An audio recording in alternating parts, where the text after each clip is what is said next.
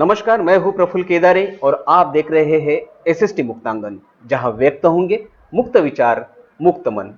दोस्तों, आज 10 अक्टूबर जागतिक मानसिक आरोग्य दिन। आइए इस बहाने हम चर्चा करते हैं बच्चों के इस कोविड काल में हुए मानसिक परिणामों के बारे में, ऑनलाइन एजुकेशन में हुए उनके मनोव्यापार के बारे में, मनोविश्लेषण के बारे में। आज हमारे बीच में है इस बात पर अपनी राय व्यक्त करने के लिए, अनुभव व्यक्त करने के लिए और शिक्षक हो या उनके परिजन हो, उनके लिए मार्गदर्शन करने के लिए हमारे बीच में है नामांकित मानसोपचार तज्ञ डॉक्टर वर्षा दवानी। आइए देखते हैं उनके इस कार्य की एक छोटी सी छवि।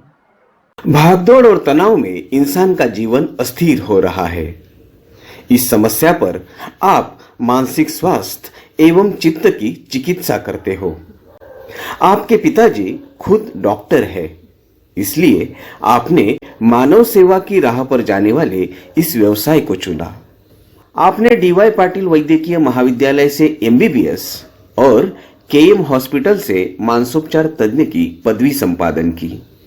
शरीर के जख्म तो हर कोई सीता है, मरहम लगाकर ठीक किए जा सकते हैं, लेकिन दिल और दिमाग के अंदरूनी जख्मों पर सहानुभूति से झांक कर इलाज करना आपको अच्छा लगा। उल्लासनगर के रेड क्रॉस सोसाइटी, स्वामी सर्वानंद हॉस्पिटल जैसी सेवाभावी संस्थाओं के साथ काम करते करते आज आप उल्लासनगर मध्यवर्ती शासकीय रुग्णालय में मानसोपचार तज्ञ की सेवा दे रहे हो।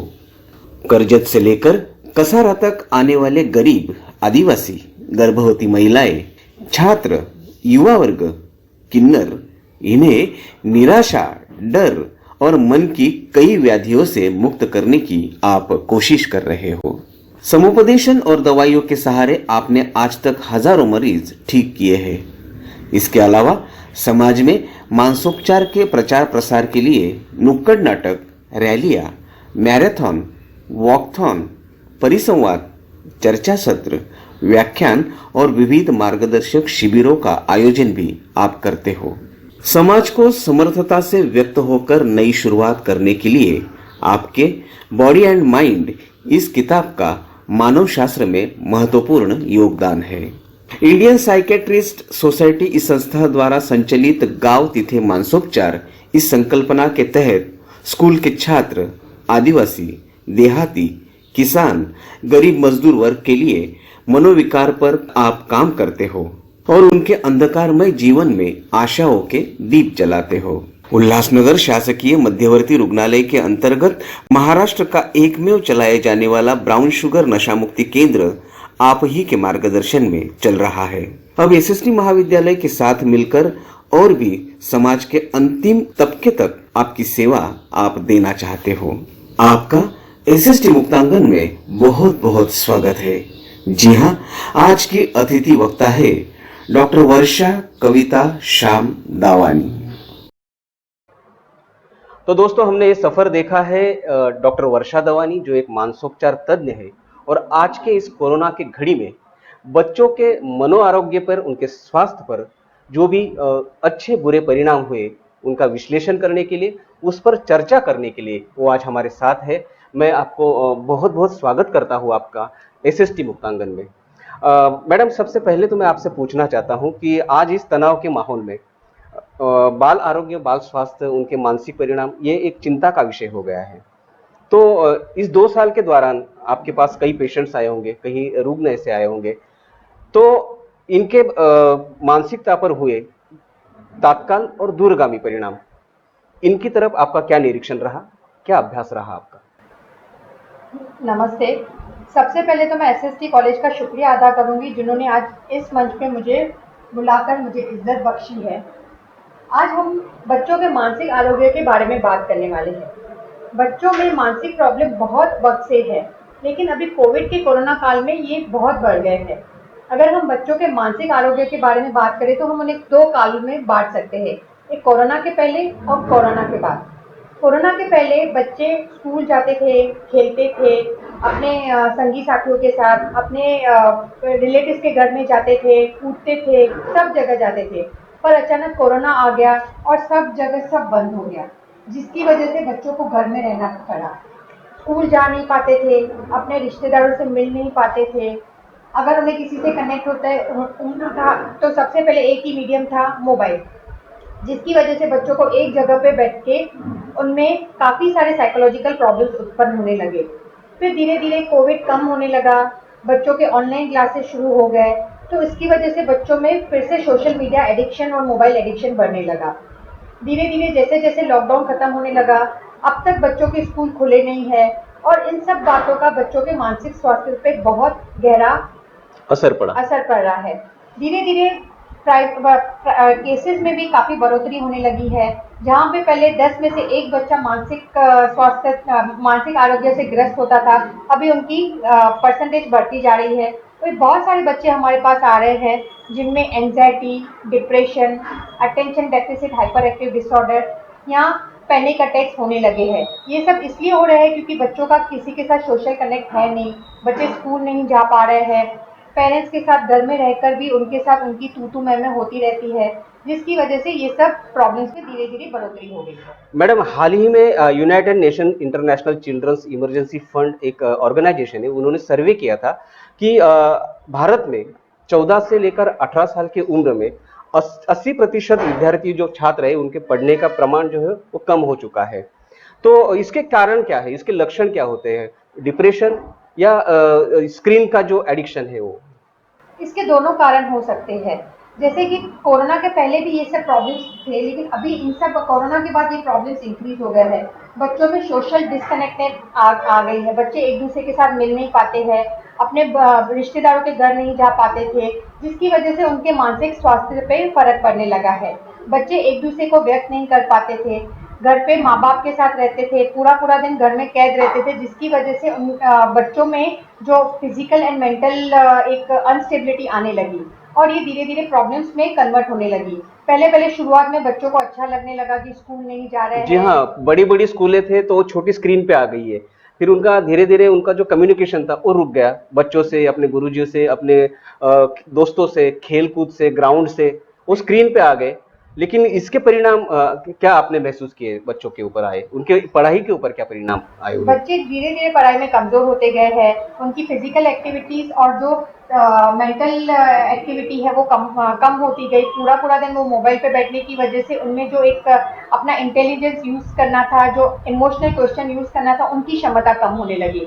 इसकी वजह से physical as well as mental problems उनमें बहुत इंक्रीज हो रहे हैं। अच्छा, तो बच्चों में अभी आपने जैसे कहा कि पढ़ने में उनकी नीरसता बढ़ रही है, रुचि उनकी कम तो होते जा रही है, बिल्कुल। और ऐसे इसमें सकारात्मक उनमें मानसिकता निर्माण करने के लिए, ऊर्जा निर्माण करने के लिए आपके वैज्ञानिक दृष्टिकोण से क्या करना होगा, और उनके परिजन जो है, पालक जो है, उनको क्या करना होगा? बच्चों की नीरसता को कम करने के लिए सबसे बड़ा मेन रोल तो हमें एज अ पालक, फिर वो टीचर्स हो या पेरेंट्स हो, हमें यूज करना है। सबसे बड़ी बात क्या होती है कि एज अ पेरेंट या एज अ टीचर हम बच्चों की फिजिकल हेल्थ पे तो ध्यान देते हैं कि जैसे बच्चों को टीकाकरण हुआ कि नहीं हुआ है, या हम्म। बच्चों का अगर बुखार आया कुछ हुआ तो हम उनकी तरफ ध्यान देते हैं। बिल्कुल। लेकिन बहुत बार हम बच्चों की मेंटल हेल्थ पे ध्यान नहीं देते हैं। बच्चा क्या सोचता है, कौन सी बात का स्ट्रेस है, उसके मन में अगर किसी बात को लेकर हीनता उत्पन्न होती है तो उसे कैसे ठीक करना है, ये बात का हम ध्यान नहीं देते हैं। अगर हम चाहते हैं कि बच्चों को इन सब बातों से बाहर निकालें, तो सबसे पहले ज़रूरी है कि हम एज अ पालक, as a parent, as a teacher हम अपनी मेंटल हेल्थ पे ध्यान दें। अच्छा। अगर हम अपनी मेंटल हेल्थ पे ध्यान देते हैं तो हम बच्चों की मेंटल हेल्थ पे ध्यान दे सकते हैं।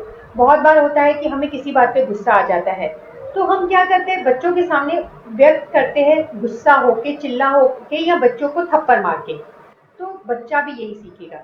बहुत बार ऐसा होता है कि हम बच्चों से कहते हैं कि टीवी मत देखो, लेकिन हम खुद टीवी देखते रहते हैं, हम खुद मोबाइल में व्यस्त रहते हैं, बिल्कुल।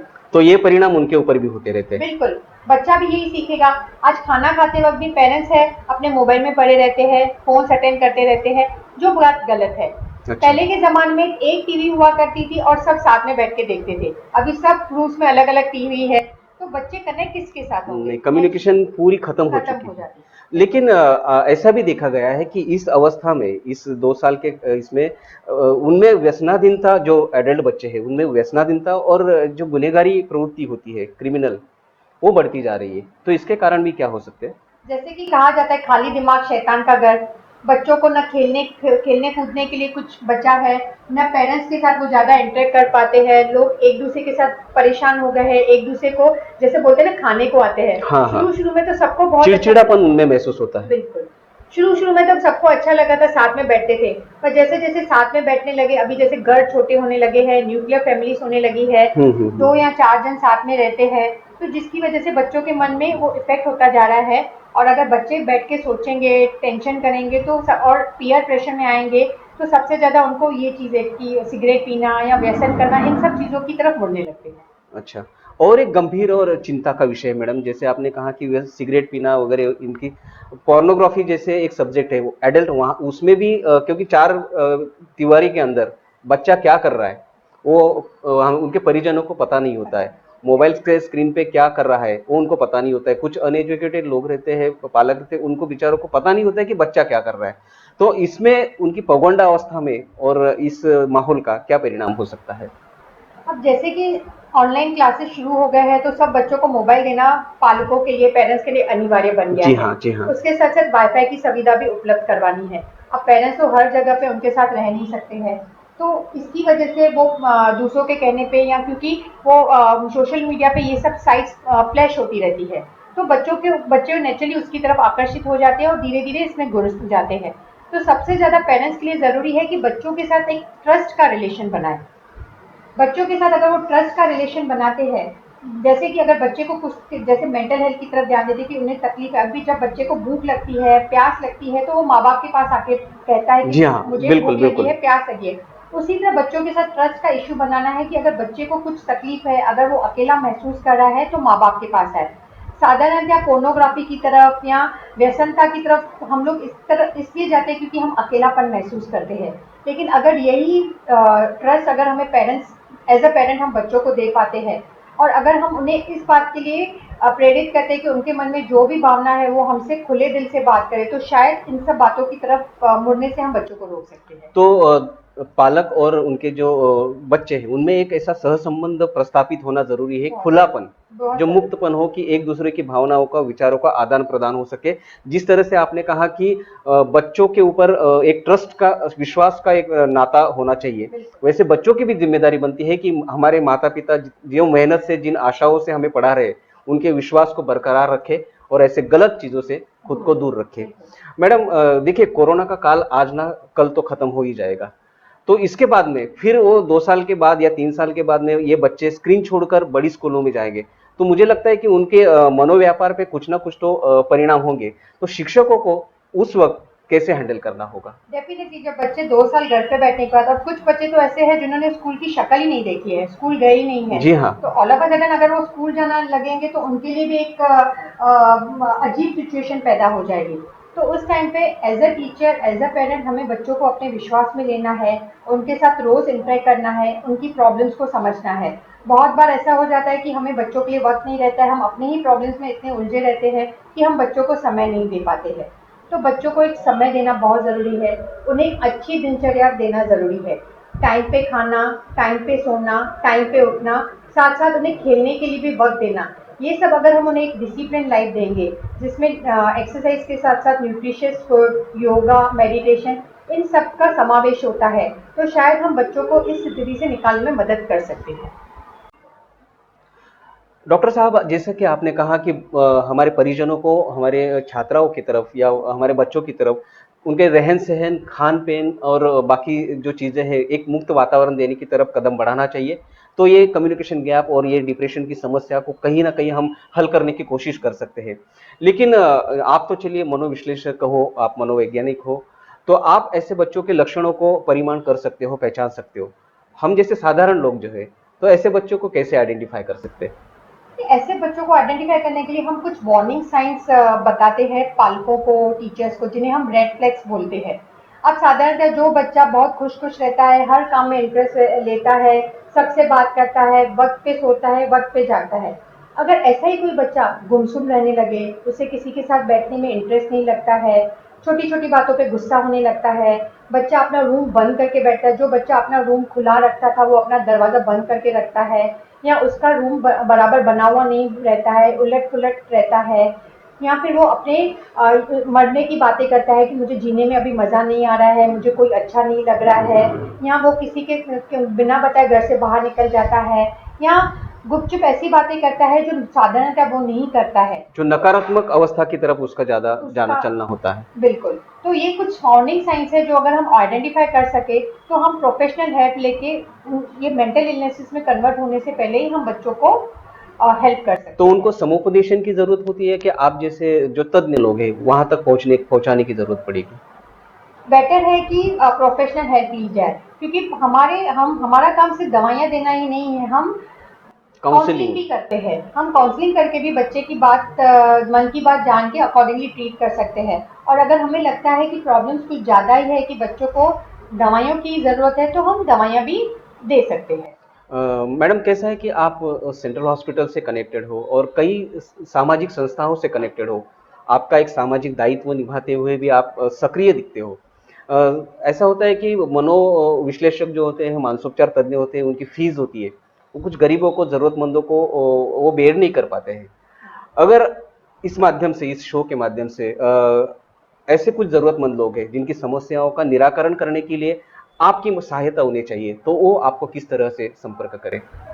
जैसे कि आपने कहा, मैं सेंट्रल हॉस्पिटल तो रोज़ जाती हूँ, और साथ ही एसएसटी कॉलेज के साथ हम लोग ने एक ये नया प्रोग्राम शुरू किया है जो कोविड की वजह से थोड़ा पोस्टपोन हो के हम उसको एक्टिवेट अभी करने वाले हैं थोड़े टाइम में। यहाँ पे हम एसएसटी कॉलेज में सेल है जहाँ पे मैं रेगुलर बेसिस पे ऐसे बच्चों को, या बच्चे नहीं है अगर उनके पालक भी है तो हम उनको डील करते हैं। और अभी हम थोड़े टाइम में एक साइट भी एक्टिवेट करने वाले हैं जहाँ पे हर हफ्ते 1 या 2 दिन हम टाइम स्लॉट रखेंगे जहाँ पे हम ऐसे बच्चों के जो प्रॉब्लम्स फेस होते हैं वो हमें कांटेक्ट कर सकते हैं, जहाँ पे हम उनको उनके प्रॉब्लम्स का निवारण करने में मदद कर सकते हैं।